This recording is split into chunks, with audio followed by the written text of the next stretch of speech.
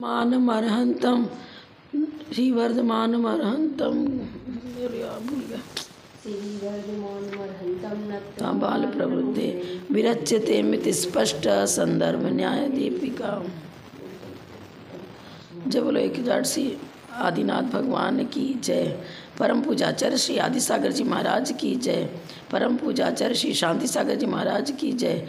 परम पूज्य प्रथम गणनियारिका रत्न श्री 105 विजयमती माता जी की जय। जैन धर्म की जय। जिनवानी माता की जय।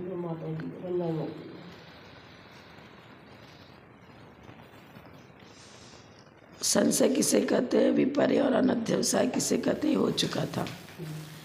अभी पेज नंबर 146 निकालो, हिंदी निकालो सीधे पेज नंबर 146। यहाँ से पढ़ेंगे। अब शंकाकार कहता है, आपने कहा कि सम्यक ज्ञान ही प्रमाण है, जिसमें संशय विपर्य अनध्यवसाय न हो उसे प्रमाण कहते हैं। अब उसने कहा प्रमाता, प्रमिति और प्रमाण तीन चीज़ जानने योग्य है। प्रमाता मतलब ज्ञायक, जानने वाला प्रमाता। प्रमिति जानन क्रिया को कहते हैं, और जानने की क्रिया ज्ञान गुण से होती है। तो प्रमाण हो गया ज्ञान, प्रमाता हुआ ज्ञानी, और प्रमिति हुई क्रिया। सम्यक ज्ञान को प्रमाण कहते हैं, और वह जीव जो ज्ञान स्वरूप है वो ज्ञाता हो गया, उसी को प्रमाता कहते हैं। और प्रमिति क्रिया हो गई, जानन क्रिया। अब वो कहता है, शंकाकार ने कहा ज्ञान पद से प्रमाता की व्यावृत्ति हो सकती है, क्योंकि ज्ञान गुण है और प्रमाता गुणी है, जानने वाला है। परंतु प्रमिति और प्रमाण तो एक ही चीज़ है। प्रमिति माने जानन क्रिया, तो ज्ञान गुण से प्रमिति की व्यावृत्ति नहीं होती। व्यावृत्ति माने उसको अलग करना नहीं होता, माने ज्ञान और प्रमिति एक है, शंकाकार का कहना है। आचार्य कहते हैं नहीं, तीनों में अंत, तीनों अपने अपने स्वरूप को अलग अलग लिए हुए हैं। क्या बताया उन्होंने? आचार्य समाधान देते हैं कि यदि हम प्रमाण को करण साधन माने तो कोई दोष नहीं आएगा। भाव साधन मानने पर दोष आता है। भाव साधन किसे कहते हैं? मतलब जैसे हमने कहा सुंदरम पुष्पम, प्रमाणम ज्ञानम प्रमाणम। पर करण साधन में क्या होता है? करण माने साधक सामग्री। ज्ञान साधन है, समर्थ साधन है। वस्तु की जानकारी कराने में ज्ञान करण कारक है, और करण कारक मानने पर कोई दोष नहीं आता है। उन्होंने लिखा ज्ञायते अनेन इति ज्ञानम, जिसके द्वारा जाना जाए उसे ज्ञान कहते हैं। इस प्रकार की व्युत्पत्ति लेकर ज्ञान पद करण साधन होता है। जैनेन्द्र व्याकरण में भी कारणाधाने चनट चानट ऐसा बताया। भाव साधन में ज्ञान पद का अर्थ प्रमिति है। प्रमिति और ज्ञान एक है।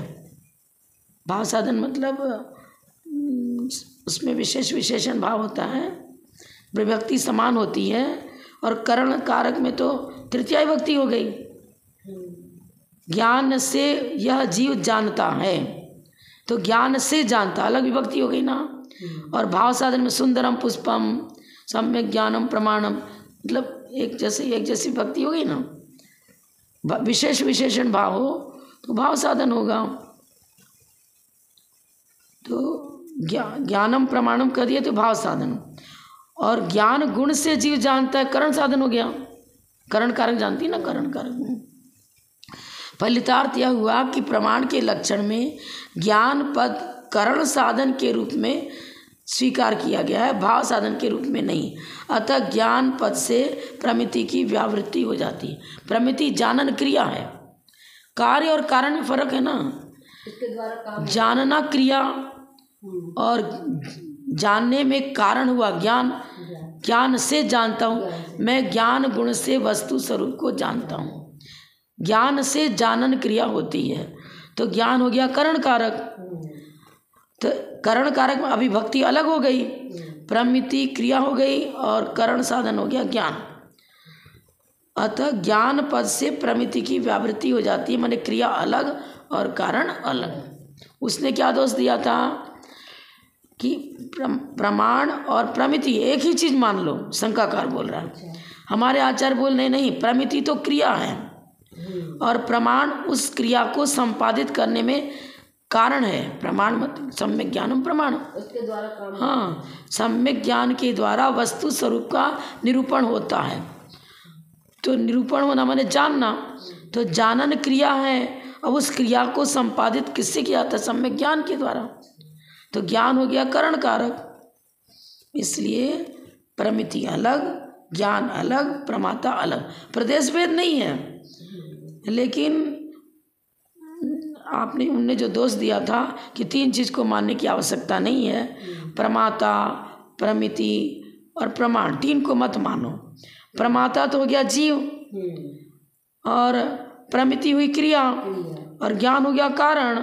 तो कहता, वो शंकाकार कह रहा था कि ज्ञान और प्रमिति में कोई अंतर नहीं है।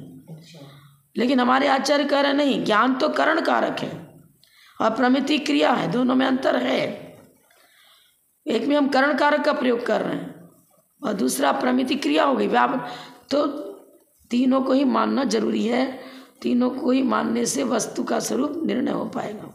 इस व्यक्ति के द्वारा इस चीज को जाना गया। हाँ, तो व्यक्ति हो गया प्रमाता और ज्ञान हुआ गुण। साधक तमम करणम, जो वस्तु को की ज्ञप्ति कराने में साधक तम कारण बने, समर्थ कारण बने, अविनाभाव संबंध को लिए हुए कारण बने। अन्वय व्यतिरेक को लिए ज्ञान नहीं हो तो जानन क्रिया भी नहीं हो सकती। जानन क्रिया है इसका मतलब ज्ञान भी है, तो अन्वय व्यतिरेक बन रहा है ना, होने पर होना, नहीं होने पर नहीं होना। ज्ञान के होने पर ही जानन क्रिया होगी। जानन क्रिया है इसका मतलब ज्ञान भी है, जानने वाला भी चाहिए। हाँ, अन्वय व्यतिरेक बन रहा है ज्ञान के साथ प्रमिति क्रिया का, और जानने वाला हो गया जीव। हाँ, अब हमारे आचार्य बता रहे हैं कि यदि हम भाव साधन मानते हैं तो दोष आता है। करण साधन मानने पर समानाधिकरण भी बन जाता है। समानाधिकरण बने प्रदेश भेद उनमें नहीं है। अर्थ समानाधिकरण और शाब्द समानाधिकरण तीनों ही जैनाचार्य के मत में बन जाता है, क्योंकि हमने क्या बताया, जानने वाला और ज्ञान और जानन क्रिया तीनों में प्रदेश भेद नहीं है, एक ही अधिकरण बन रहा है। जीव ही जानता, जानन क्रिया भी करता है और जीव में ही ज्ञान पाया जाता है, तो समान अधिकरण हो गया, समान अधिकरण हो गया, इसलिए कोई दोष नहीं आता है। अब आचार्य बताते हैं कि ज्ञान का फल क्या है। अज्ञान निवृत्ति, अज्ञानांधकार को दूर करना, ये ज्ञान का कार्य है। वादिराज मुनिराज ने भी यही लिखा है। क्या लिखा है?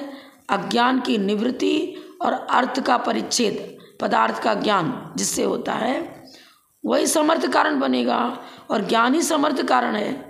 प्रमाण वही है जो प्रमिति क्रिया के प्रति साधक तम करण बने और नियम से कार्य का उत्पादक हो। कार्य क्या है? अर्थ परिच्छेद, अर्थ की जानकारी और ज्ञान की निवृत्ति।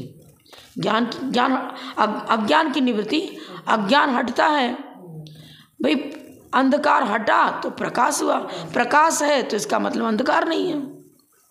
अज्ञान है तो ज्ञान नहीं कर सकते, दोनों विलोम हो गए ना। ज्ञान का उल्टा अज्ञान, तो अंधकार का उल्टा प्रकाश।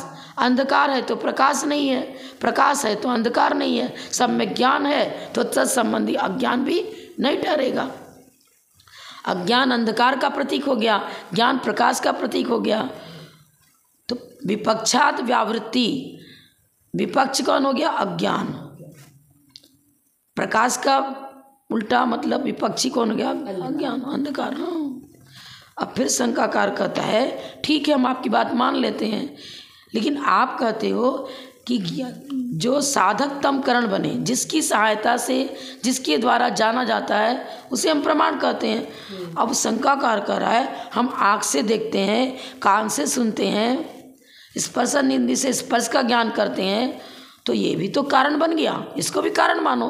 अकेला ज्ञान को क्यों कारण मान रहे हो? तो ज्ञान की सहायता से जानते, ठीक है, ज्ञान से जानन क्रिया होती है, तो सम्यक ज्ञान प्रमाण है। अब वो शंकाकार कर रहा है कि सम्यक ज्ञान प्रमाण है, ठीक है, ज्ञान तो है ही, लेकिन इंद्रियों से भी तो जाना जाता है। आंखें बंद कर ले तो देखने का काम नहीं होगा, कान में कुछ अच्छी ऐसी चीज लगा दी, डांट लगा दी तो सुनने का काम नहीं होगा। तो इंद्रियों को भी तो प्रमाण मान लो, क्योंकि इसके भी तो, इसकी सहायता से भी वस्तु की जानकारी होती है। आँख, कान, नाक आदि जो इंद्रियां हैं, इनकी सहायता से भी तो जानन क्रिया होती है, प्रमिति क्रिया होती है। इसलिए इनको भी प्रमाण मानो, इंद्रियों को प्रमाण मानना चाहिए। अकेले सम्यक ज्ञान को प्रमाण मत मानो, क्योंकि इनकी भी सहायता लेते हैं हम लोग। अब आचार्य कह रहे हैं, देखो उसने कहा था कि इंद्रियों को प्रमाण मानो। अब आचार्य बोले नहीं, इंद्रिय आदि जो है ना वो लक्षण नहीं बन सकते। जैसे कि देखो खिड़की है, अब अंदर में कमरे के अंदर कोई वस्तु रखी है, तो खिड़की तो झरोका है, खिड़की जान थोड़ी रही है, जानने का काम नहीं कर रही, जानने वाला तो जीव है। पर खिड़की के अंदर बीच में तो स्पेस है, खाली जगह है, तो खिड़की माध्यम भले ही बन सकती है, लेकिन जानने वाला तो जीव है और ज्ञान के द्वारा ही जान रहा है। अगर ज्ञान न हो तो खिड़की बिना ज्ञान के वस्तु की जानकारी करा देगी क्या? जैसे मान लो कि अंदर में घड़ा रखा हुआ है और छोटा सा बालक वो जानता ही नहीं कि घड़ा किसको कहते हैं, जान ही नहीं रहा। खिड़की तो है और जीव भी है, बालक भी तो जीव ही है, पर जिस चीज़ की उसको जानकारी नहीं है तो घड़ा की उपस्थिति है और खिड़की भी है, फिर भी वो बालक कहता है कहाँ है घड़ा, हमें नहीं मालूम, घड़ा किसको कहते हैं नहीं मालूम। क्यों? उसके बाद घड़े का ज्ञान ही नहीं है। चीज़ भी है, खिड़की भी है, पर जो जीव खिड़की के सामने खड़ा है वो बालक है, उसको छोटा बच्चा है, उसको मालूम नहीं घड़ा किसे कहते हैं। कैसे होकर जानकारी हो जाएगी क्या? तो इंद्रियां बाह्य निमित्त बनती हैं, मतलब सहायक सामग्री गौण रूप में बनती हैं, लेकिन मुख्य रूप में तो ज्ञान की आवश्यकता। ज्ञान नहीं है तो वस्तु की ज्ञप्ति नहीं हो सकती, ये बता रहे हैं यहाँ पर। और दूसरी बात है, तो बनेगी ना माता जी, इंद्रियां खिड़की है, इसको गौण पक्ष में लेंगे, उपकरण है, सहायक सामग्री है, मुख्य कारण नहीं है। मुख्य कारण तो ज्ञान बनेगा। अगर ऐसे मान लेंगे कि खिड़की भी मतलब इसको भी सहायक मान लें, इंद्रियों को सहायक, हमने खिड़की की तुलना इंद्रियों से करी, इंद्रियां खिड़की हैं, इनकी सहायता से हम देखते हैं, देखने वाला तो जीव है, जानने वाला भी जीव है, पर इनका माध्यम आधार ले मतलब उपकरण के रूप में स्वीकार कर रहा है। तो बाह्य मान लो जैसे कि कोई व्यक्ति है, जैसे आँख देखने में सहायक है, ठीक है, पर अंधा व्यक्ति है, उसके पास तो रोशनी है नहीं, आँख देखने का काम आँख नेत्र नहीं कर रहा है, लेकिन उसके पास ज्ञान है। मैंने खुद प्रत्यक्ष देखा है कि एकदम अंधा जिसकी बिल्कुल दिखता ही नहीं है, उसके सामने नोट रख दिया, 1 का नोट, 10 का नोट, 100 का नोट, 500 का नोट रख दिया और सब मिला के रखा है मैंने तो।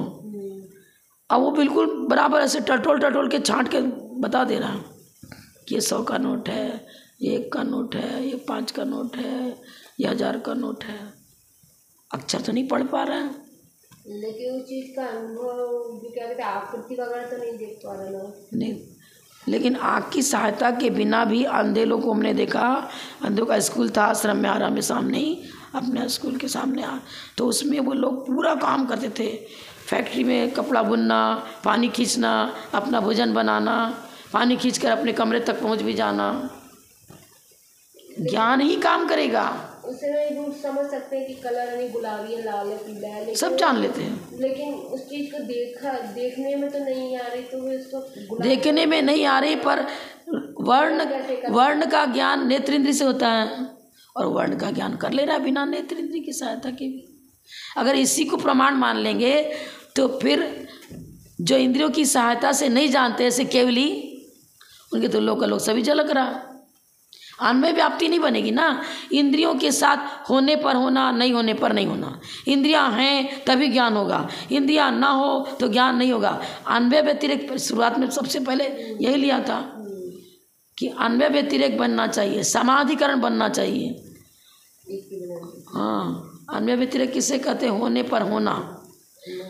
अब वस्तु है तो उसकी जानकारी के लिए ज्ञान के होने पर तो वस्तु की जानकारी हो रही है, पर इंद्रियां अति अनिवार्य नहीं है, क्योंकि केवली इंद्रियों की सहायता के बिना भी जानते हैं।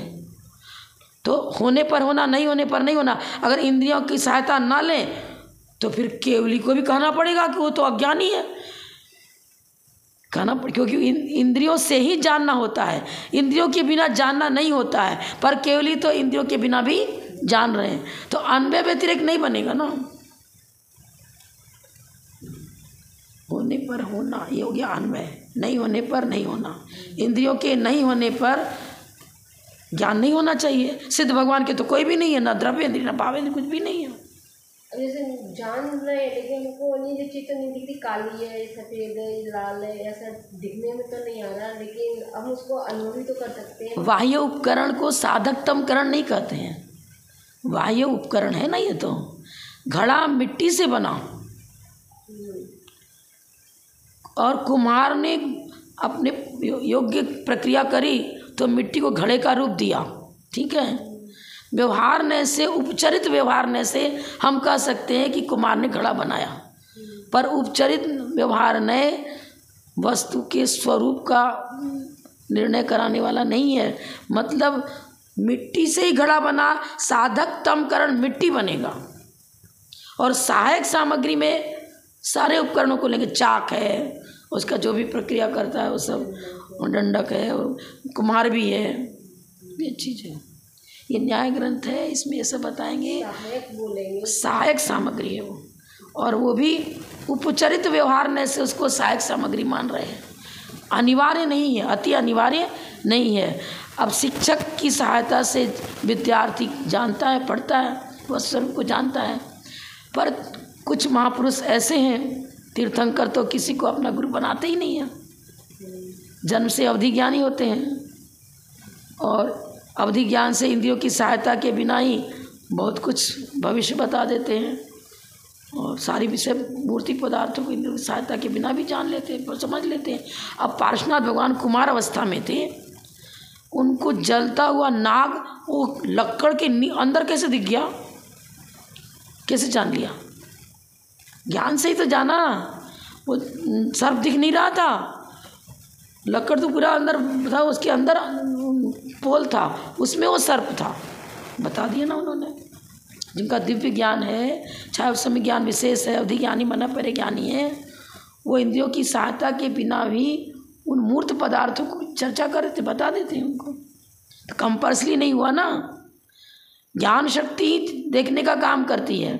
अब जैसे लाइट है तो लाइट किससे आया? वो अग्नि का एक जो जीव है वो उसमें प्रवाहित हुआ। अग्नि तो दाहकत शक्ति है, प्रकाशकत शक्ति दोनों में, लेकिन उसमें जो आपने उसको तार वगैरह फिटिंग डाली, स्विच डाला, मीटर लगाया, सब कुछ कराया ना, अब उसको सप्लाई कर रहा है। ये प्रकाश भी साधकतमकरण नहीं है, इंद्रिया भी साधकतमकरण नहीं है, ये सब हेल्पर हैं। अब उसको सप्लाई करने के लिए सब बोरिंग चालू कर दिया आपने, पर जल ही तो प्यास को बुझा रहा है। जल को जल कहोगे, पाइप को थोड़ी जल कह दोगे। यानी कि इंद्रिय निर्भर नहीं है ज्ञान पर। पाइप को जल कहोगे क्या?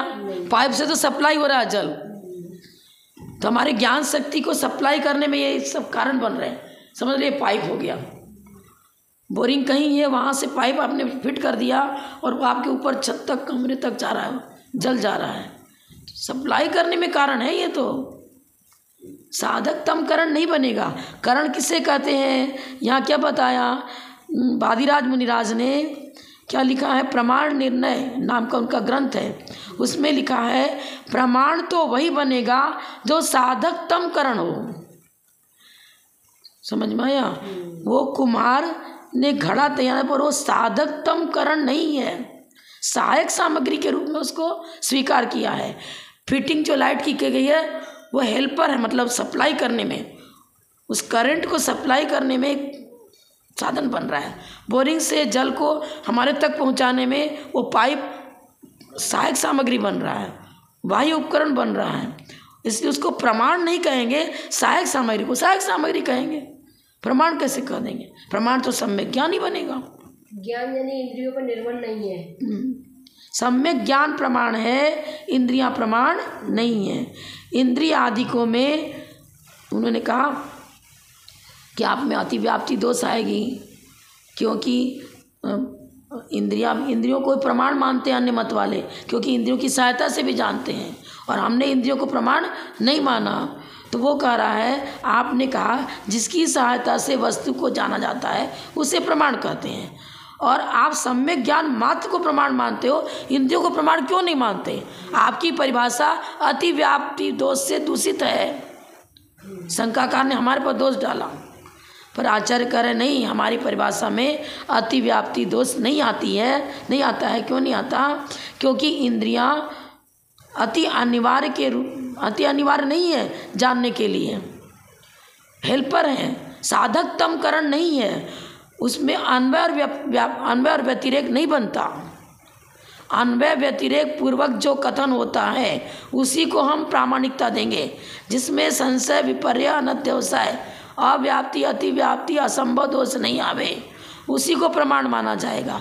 इंद्रियों को यदि हम प्रमाण मान ले तब तो भाई डेड बॉडी हो गया, व्यक्ति आत्म प्रदेश तो निकल गए। अगर इंद्रियों की से जानन क्रिया होती है तो मुर्दे को भी आँख से देखना चाहिए, कान से सुनना चाहिए, सक्रिय होना चाहिए। पर आत्मा के निकल जाने पर गुण और गुणी एक साथ गए, जीव नहीं है तो ज्ञान भी नहीं है।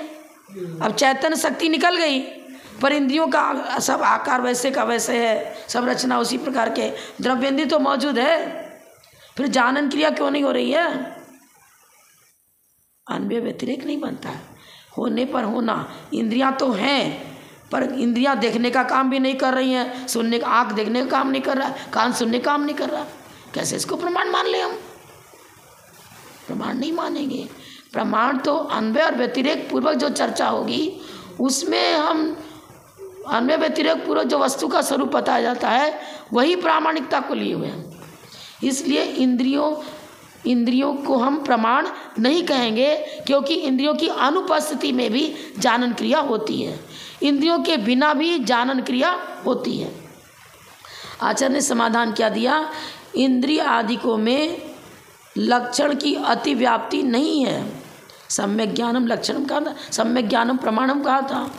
हमारे इस परिभाषा में अतिव्याप्ति दोष नहीं है, क्योंकि इंद्रिय आदिक प्रमिति अर्थात जानन क्रिया के प्रति साधक तम करण नहीं है। इसका खुलासा और कर रहे हैं। प्रमिति प्रमाण का फल, प्रमिति माने जानना, प्रमाण का फल हुआ। इसमें किसी भी वादी प्रतिवादी व्यक्ति को विवाद नहीं है, सब जानते हैं कि प्रमाण का कार्य क्या है, वस्तु के स्वरूप की जानकारी कराना, यह सबको मान्य है। और वह प्रमिति क्या करेगी? अज्ञान की निवृत्ति करेगी, अज्ञान को दूर करेगी, ठीक है, ये भी सबको मान्य है। अतः उसकी उत्पत्ति में जो कारण हो उसे अज्ञान विरोधी होना चाहिए, किंतु इंद्रिय आदि अज्ञान के विरोधी नहीं है। इंद्रिय आदि अज्ञान के विरोधी नहीं है। द्रव्येंद्रिय है डेड बॉडी के अंदर, पर फिर भी उससे जानकारी नहीं हो रही है, अज्ञानता है। द्रव्येंद्रिय तो मौजूद है, अब वो द्रव्येंद्रिय के साथ क्या करें? ज्ञान है क्या? अज्ञान ही तो मानना पड़ेगा, ज्ञान का उल्टा अज्ञान, ज्ञान नहीं तो अज्ञान है। तो इंद्रियों के रहते हुए भी अज्ञान मौजूद है, तब इंद्रियां अज्ञान की विरोधी क्या हुई? विपक्षात व्यावृत्ति होना चाहिए ना। ज्ञान है तो विपक्ष क्या हो गया? अज्ञान, अज्ञान हटना चाहिए। पर इंद्रियों की उपस्थिति में भी अज्ञान मौजूद है, तो विपक्ष से व्यावृत्ति कहाँ हुई? विपक्ष कौन हुआ? ज्ञान का विपक्ष कौन होगा? अज्ञान। अब हम इंद्रियों को यदि हम ज्ञान की उत्पत्ति में कारण मान लें, उत्पत्ति कारण मान लें, तो बनेगा ही नहीं। इंद्रिया तो भाई मुर्दा पड़ा हुआ है, जानना चाहिए। पर द्रव्येंद्रिय की मौजूदगी में भी जानन क्रिया नहीं हो रही है, तो अज्ञान का विरोधी अज्ञान, द्रव्येंद्रिय अज्ञान को दूर नहीं करती है, अज्ञान का निवारण नहीं कर रही है। अज्ञान विरोधी चेतन धर्म ज्ञान को ही करण मानना युक्त है। इंद्रियां करण नहीं बनती, इंद्रियां उपकरण बनती हैं, उनको प्रामाणिकता नहीं दी जाएगी, उनमें अन्वय और व्यतिरेक नहीं होना है। इंद्रियों के नहीं होने पर भी ज्ञान हो रहा है और इंद्रियों के होने पर भी ज्ञान नहीं हो रहा। अन्वय और व्यतिरेक पूर्वक प्रामाणिकता आएगी ना। अतिव्याप्ति दोष नहीं आना चाहिए, असंभव दोष नहीं आना चाहिए। अब देखो द्रव्येंद्रिय तो मौजूद है, अब जानन क्रिया नहीं हो रही है तो क्या हो गया, सब दोष आ गए। अव्याप्ति, अतिव्याप्ति, असंभव सभी दोष तो आ गए। कुछ भी नहीं कर रहा है वो तो अकिंचित कर है। थोड़े को भी नहीं जान रहा, बहुत को भी जान नहीं रहा है, बिल्कुल ही दोष गया। उसके अंदर अंश मात्र भी ज्ञान नहीं देखा जा रहा है। आँख की रचना जो है, इसलिए तो हमारे आचार्यों ने दोनों की अलग अलग परिभाषा बताई। एक को भावेंद्री का, एक को द्रव्येंद्री का। द्रव्येंद्री में नाम कर्म कारण है, नाम कर्म से आंगोपांग की रचना आदि होती है, और नाम कर्म पुद्गल विपाकी प्रकृति, पुद्गल विपाकी है। और भावेंद्री जीव विपाकी में आएगा। छह औपसमिक ज्ञान, लब्धि उपयोग भावेंद्रियम, लब्धि और उपयोग को भावेंद्री कहते हैं।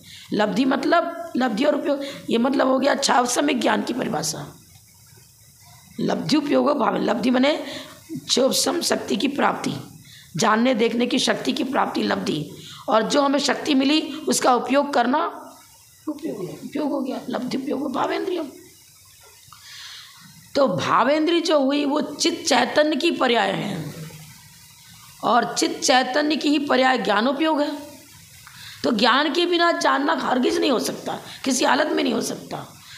तो ज्ञान के साथ ही जानन क्रिया की व्याप्ति बैठती है, अन्वय व्यतिरेक बनता है। द्रव्येंद्री के साथ, इंद्रियों के साथ न अन्वय बैठता है न व्यतिरेक बैठता है, और सारे के सारे दोष आ जाते हैं। अव्याप्ति, अतिव्याप्ति, असंभव सभी दोष ठहरते हैं। इसलिए इंद्रियों को प्रमाण नहीं कहेंगे, सम्यक ज्ञान ही प्रमाण है। द्रव्येंद्रिया जो है इंद्री, वो प्रमाण नहीं है। जानन क्रिया में, जानन क्रिया मात्र इंद्रियों से नहीं होती पर ज्ञान से होती है। तो जिससे जानन क्रिया होती है वही तो प्रमाण होगा, इंद्रियां प्रमाण नहीं बनेगी।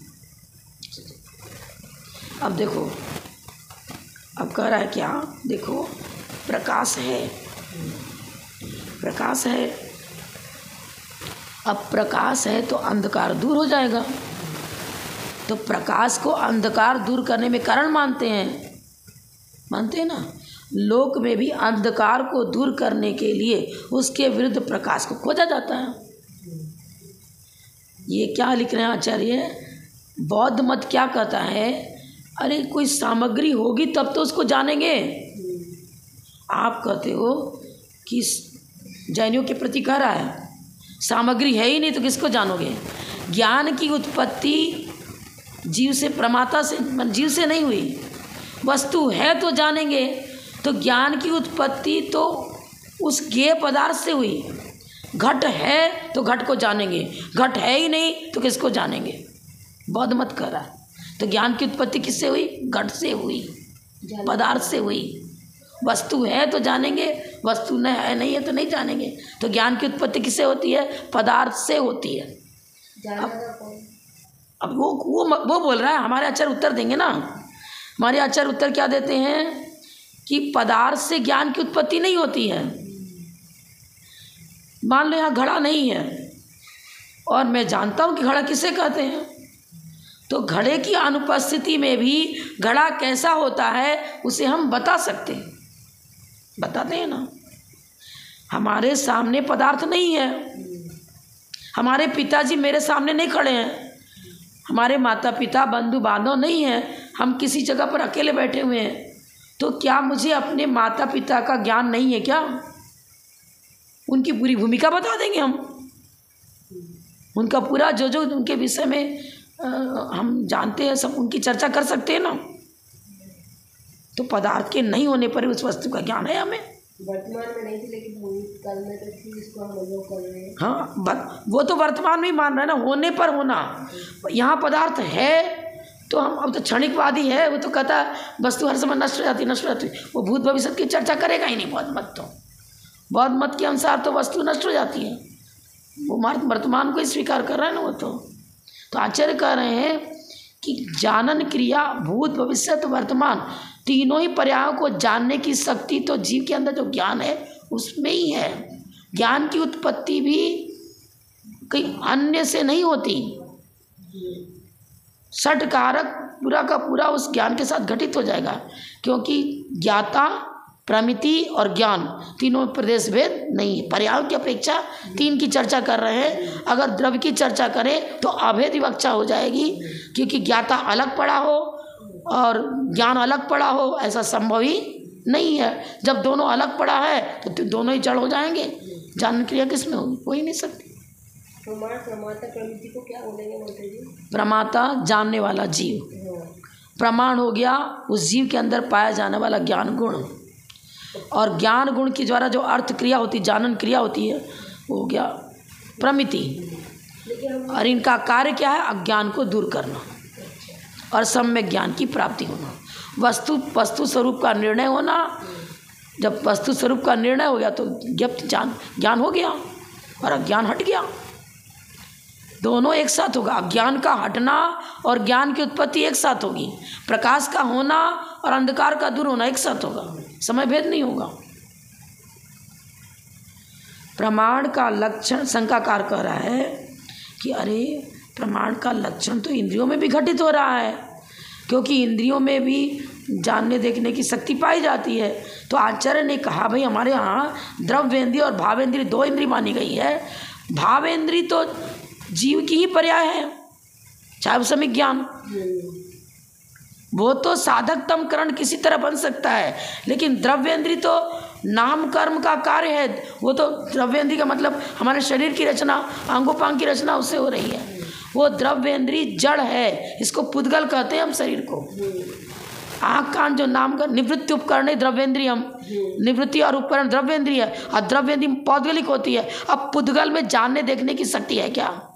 अगर पुद्गल को भी हम जानने देखने की शक्ति वाला बना दे तो एक आकार बना दिया दीवार में आप पुरुष का, आपने आँख की रचना भी करी, नाक की रचना भी करी चित्र में, तो जानना चाहिए उसको। फिर तो कहाँ जान रहा है? इंद्रियां तो बन गई, उसमें आकार तो बन गया, नहीं जानते ना। इसलिए तुम्हारे आचार्य ने खंडन किया। क्या बता रहे हैं? अज्ञान विरोधी। जहाँ चैतन्य है तो अज्ञानी नहीं होगा, अज्ञानी है तो फिर चैतन्य शक्ति, अज्ञानी है तो चेतन रहित। जो चेतन रहित है उसी को सर्वथा अज्ञान कहेंगे। जैसे पुद्गल में एक जानने देखने की शक्ति नहीं है, सर्वथा अज्ञान किसमें है? जीव को छोड़कर। पुद्गल, धर्म, अधर्म, आकाश, काल, ये सब क्या है? ज्ञान गुण से रहित हैं। इनमें जानने देखने की शक्ति नहीं है। पर जीव चाहे एकेंद्रीय पर्याय में भी क्यों ना हो, उसमें जानन शक्ति है। तो जहाँ जहाँ जीव है वहाँ वहाँ ज्ञान है, प्रमाता और ज्ञान बैठ गया। अब प्रमाता भी है और ज्ञान भी है तो जानन क्रिया भी होगी। भले ही जितने अंश का चोपसम उतना होगा, लेकिन होगा तो सही। घट से ज्ञान की उत्पत्ति नहीं होती। घट तो ज्ञेय पदार्थ है। घट आदि अंधकार के विरोधी नहीं है, अंधकार के साथ भी रहते हैं, इसलिए उनमें अंधकार की निवृत्ति नहीं होती। अगर घट से ज्ञान की उत्पत्ति माने तो क्या होगा? घट है, आपने कहा था कि प्रकाश होने पर जानते हैं, प्रकाश नहीं होने पर नहीं जानते। पर अंधेरे में भी क्या होता है? घट ज्ञान का अभाव नहीं हुआ। अंधेरे में भी घट ज्ञान का अभाव नहीं हुआ, घट है। अपन अनुभव कर सकते। प्रकाश से भी ज्ञान की उत्पत्ति नहीं होती। प्रकाश ज्ञान की उत्पत्ति का कारण नहीं है। प्रकाश भी सहायक सामग्री है। प्रकाश भी पुद्गल की पर्याय है। सद्दो बंदो सुमो थूलो संटान वेदतम अच्छाया उज्जो जादव सैया पुद्गल दवस पंचाया, पुद्गल द्रव्य की पर्याय है। अगर ऐसा होता तो जिनको दिव्य ज्ञान है, इंद्रियों की सहायता नहीं है, प्रकाश के बिना भी जानते हैं, प्रकाश के बिना भी जानते हैं। मतलब प्रकाश तो इंद्रियजन्य ज्ञान में किसी अपेक्षा से सहायक है। अगर प्रकाश को इस सर्वथा कारण मान लेना तो परीक्षा मुख में बताया है कि घोर अंधेरा रहता है और उल्लू को तो अंधेरे में ही दिखता है। अगर प्रकाश ही ज्ञान की उत्पत्ति में कारण होता तो उल्लू को दिन में दिखना चाहिए, रात में नहीं दिखना चाहिए। अगर प्रकाश को ही ज्ञान की उत्पत्ति का कारण मान लेंगे, घट को ही ज्ञान की उत्पत्ति का कारण, दोनों ही पुद्गल है। प्रकाश भी ज्ञान की उत्पत्ति का कारण नहीं है, क्योंकि कुछ जीव ऐसे भी हैं जिनको प्रकाश में नहीं अंधेरे में दिखता है। अब बिल्ली को भी वैसी उसकी रोशनी होती है, अंधेरे में भी चल लेती, फिर लेती, दौड़ लेती, सब कर लेता है।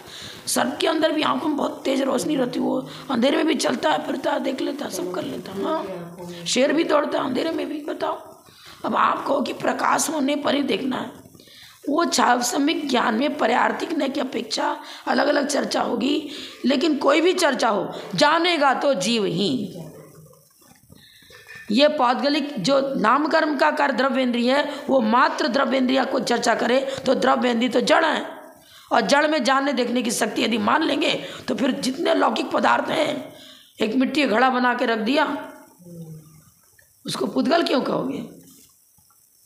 पुद्गल में भी प्रकाश भी पौद्गलिक था, वो उसकी आप उसको प्रमाण मान रहे हो कि प्रकाश प्रमाण है, इंद्रिया प्रमाण है। तो भाई चित्र बना दिया था व्यक्ति का, तो वो व्यक्ति जानना भी चाहिए, दौड़ना भी चाहिए, खेलना भी, सब करना चाहिए। नहीं कर रहा है ना। घड़े के होने पर ही घड़े का ज्ञान होगा, पर घड़े के नहीं होने पर भी हम तो, अच्छा मान लो कमरे में घड़ा नहीं है, पर पूरे दुनिया में घड़े नाम की वस्तु का अस्तित्व ही नहीं है क्या? अस्तित्व है ना, अस्तित्व है।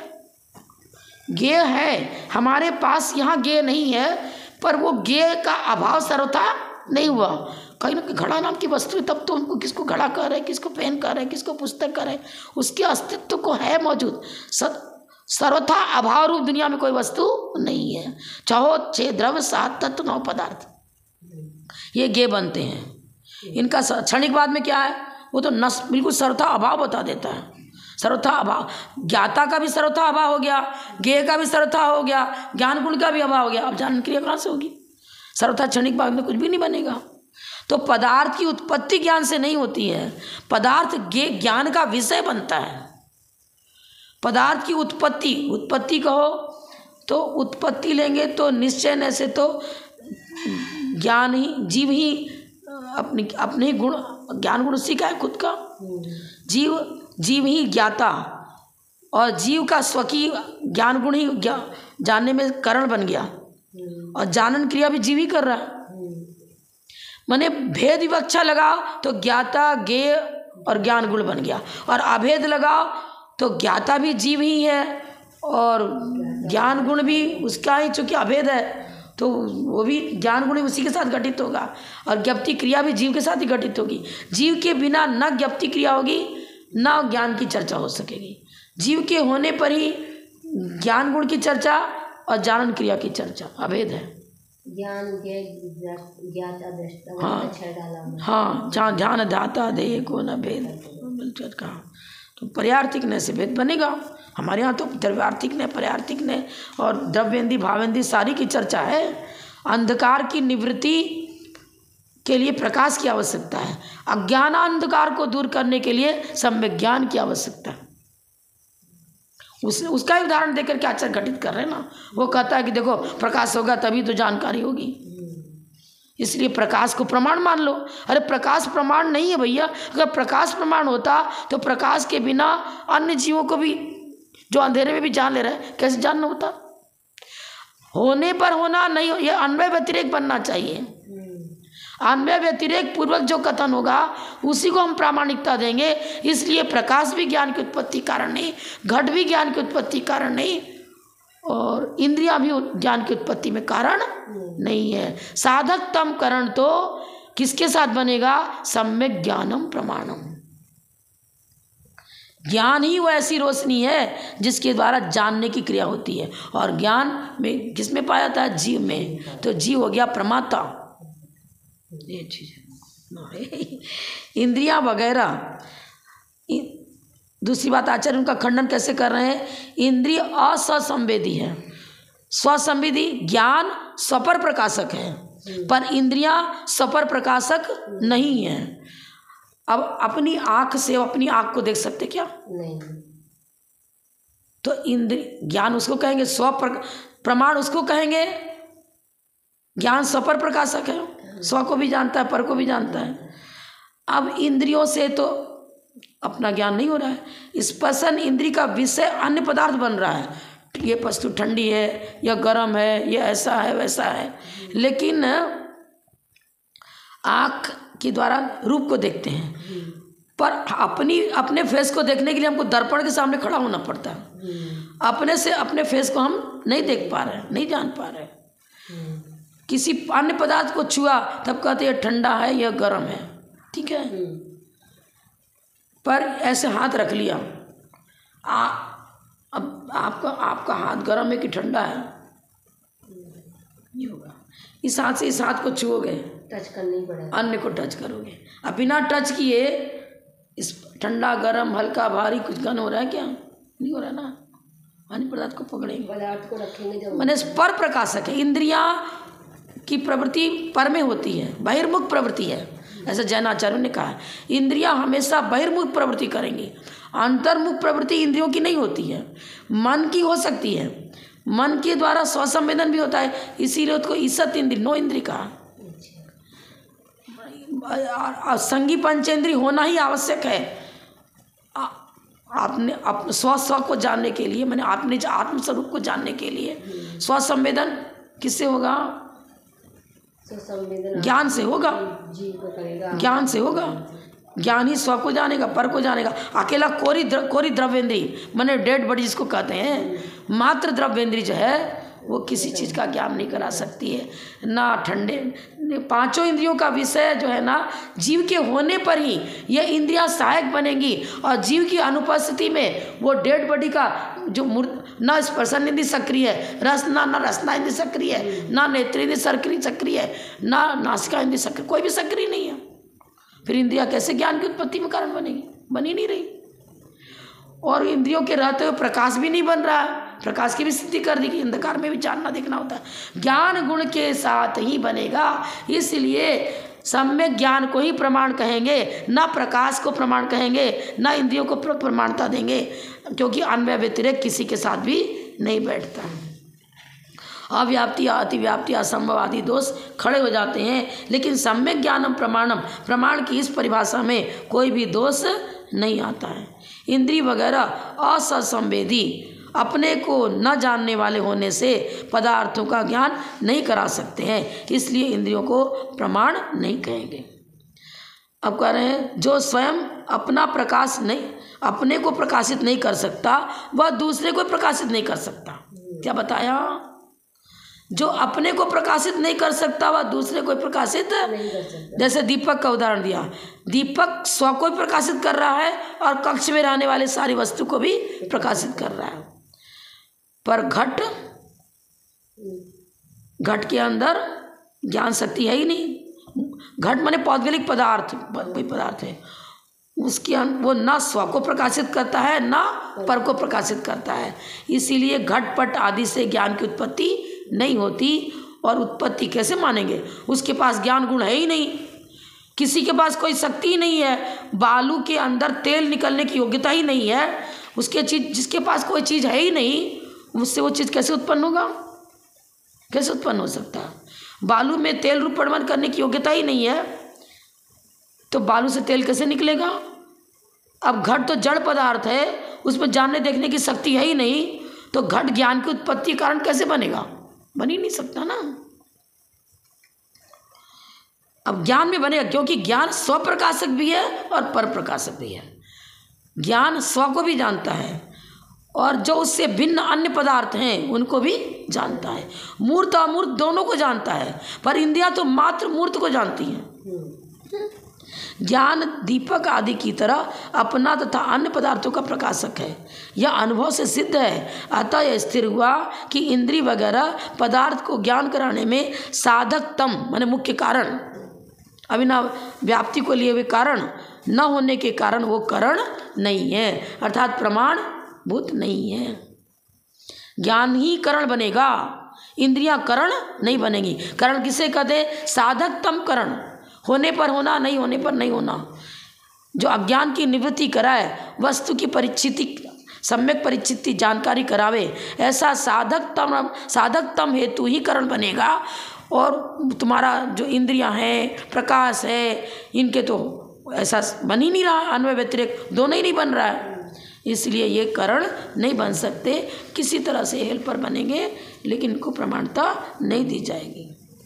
आँख से जानते इत्यादि व्यवहार तो उपचार से प्रवृत्त होता है, यही मैंने बताया था। उपचार की प्रवृत्ति में सहकारिता माने निमित्त है। इंद्रिय आदि अर्थ परिच्छेद में ज्ञान के सहकारी कारण होने से उपचार से परिच्छेदक मान लिए जा सकते हैं, परंतु वस्तुतः मुख्य परिच्छेदक तो ज्ञान ही है। अतः इंद्रिय आदि सहकारी होने से प्रमिति क्रिया में मात्र साधक हैं, माने हेल्पर हैं, साधक तम नहीं।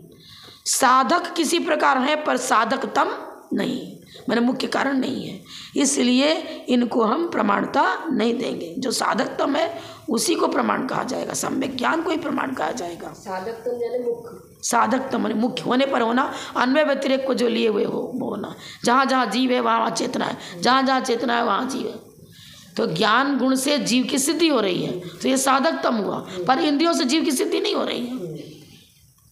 अतिशय विशिष्ट साधक तम करण इंद्रियां नहीं है, अतः इंद्रिय आदिक में वह लक्षण माने प्रमाण का लक्षण घटित नहीं होता। इंद्रिय आदिक में लक्षण आपने अतिव्याप्ति ठहराई थी अन्य मत वालों ने, कि तुमने जो कहा कि सम्यक ज्ञान प्रमाण है तो तुम्हारे तो अतिव्याप्ति दोष आता है, क्योंकि इंद्रियों से भी तो जाना जाता है। आचार्य ने कह दिया नहीं, इंद्रिया ज्ञान की उत्पत्ति में मुख्य कारण साधक तम कारण नहीं है, उसमें अतिव्याप्ति, हमारे लक्षण में अतिव्याप्ति दोष नहीं आता। चलो इतने, क्योंकि इससे ज़्यादा पचा भी नहीं सकते। अरे बहुत ध्यान, बंद कर दो उसको। जो लोग परम पूज्य प्रथम गणनियारिका रत्न श्री 105 माता जी की जय, जय धर्म की जय।